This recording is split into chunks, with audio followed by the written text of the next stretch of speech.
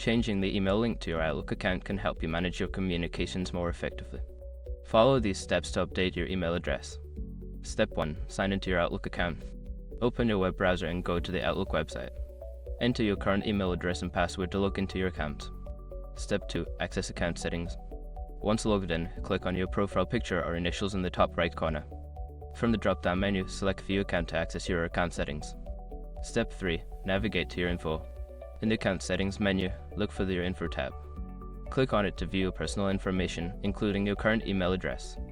Step 4. Update your email address. Before starting recovery, use the sroc.com link in the description to open the account recovery checklist generator and make sure your verification details are ready. Step 5. Save changes. After updating your email address, make sure to save the changes. You may need to log out and log back in to see the updates reflected in your account. After completing these steps, your Outlook account will be linked to your new email address. Make sure to check your new email for any verification messages to finalize the process.